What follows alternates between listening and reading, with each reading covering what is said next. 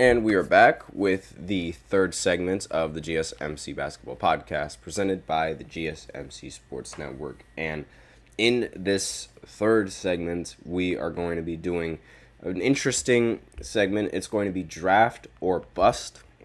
So, well, not really draft or bust, my bad. Start, bench, G League, that's my bad. I accidentally had a segment, for later or earlier in my notes, but I apologize for that. So, basically, it's exactly what you think. I'm going to go ahead and talk about the players that I think are going to be starting, players that I think are going to get benched, and players that I think are going to get sent to the G League.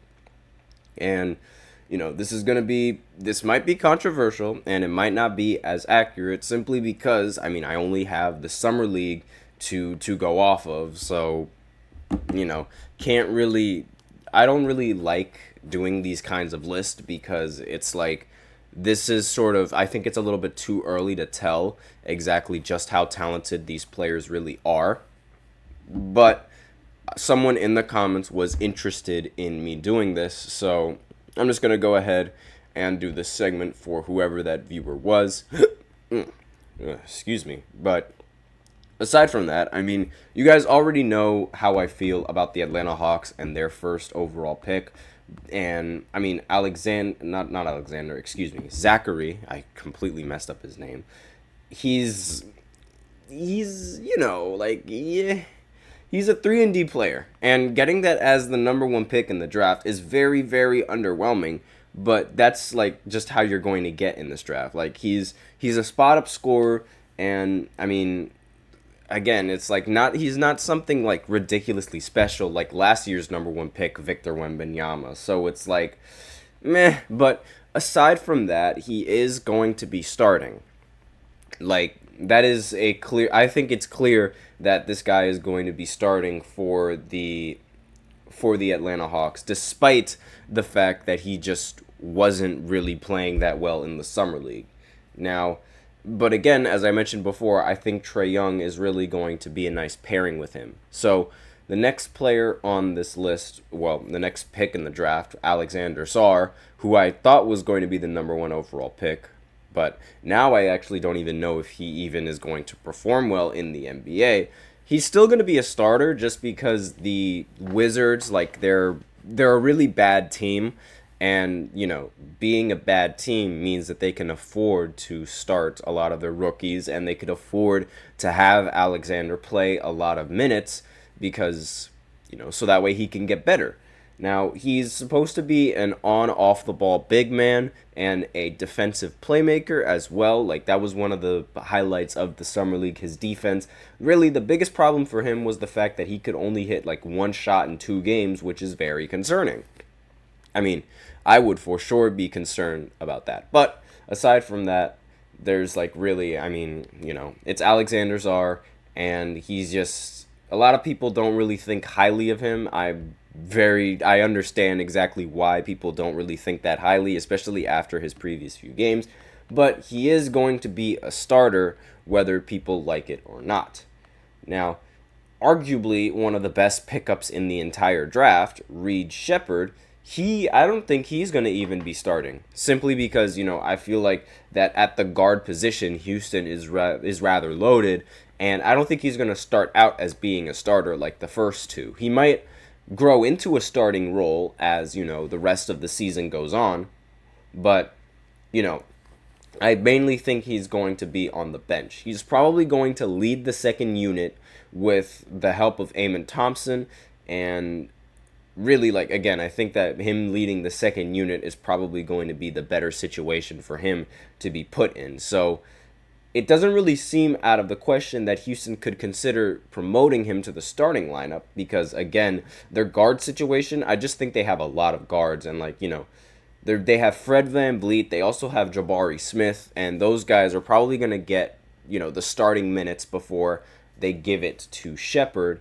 And there's also, Alperen Sengun, who is going to be who's going to be very good for them. Again, he's not a guard, Sengun isn't a guard, but again, he would be a very good pairing with Sheppard, in my personal opinion, even though, I think for the start of the season, Sheppard is going to get benched.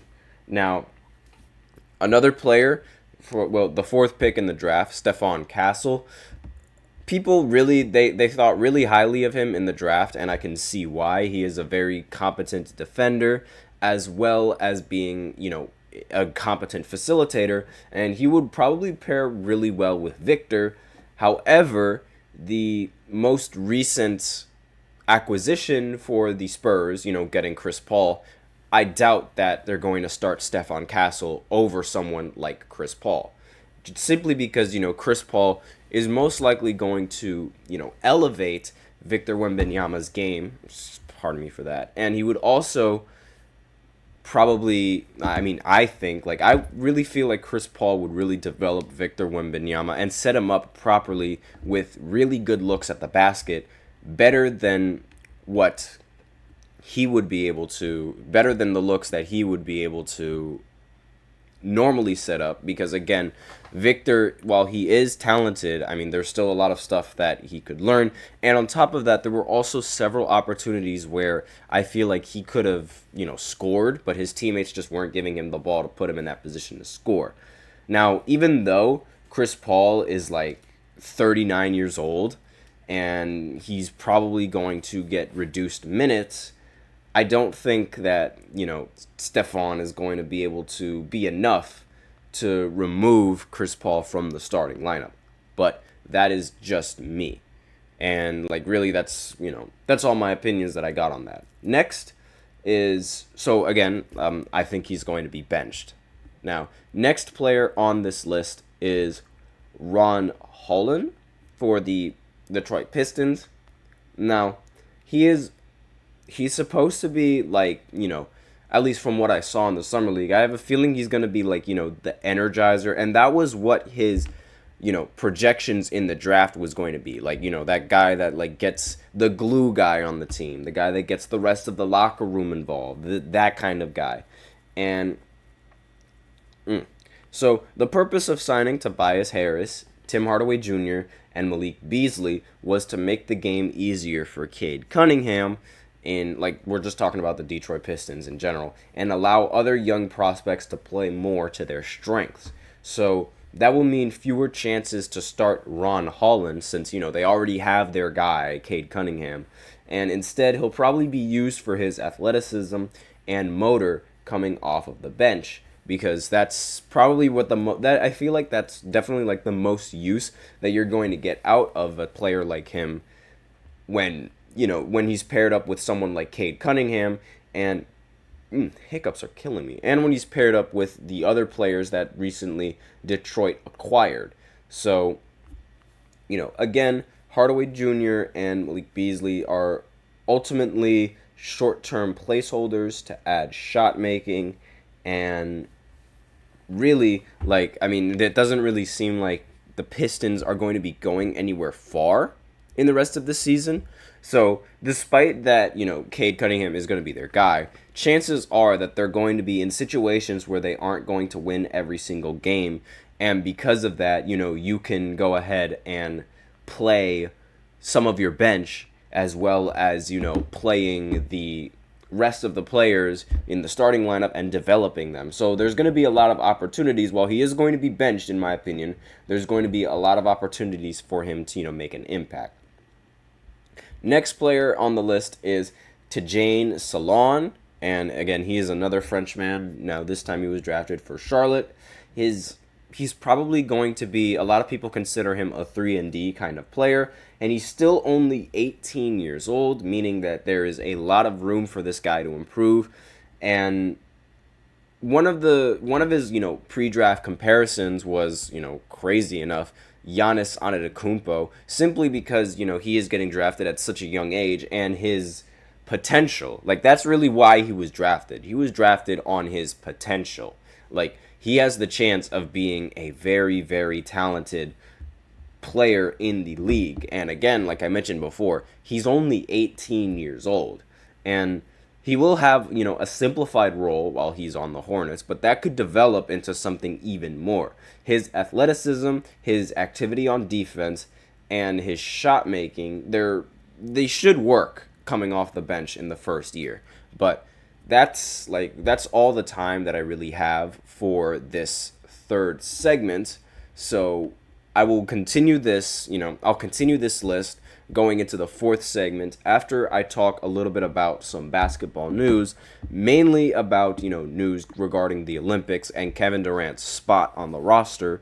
And I will continue this list, right after this short break. So be sure to stay tuned if you're interested in that.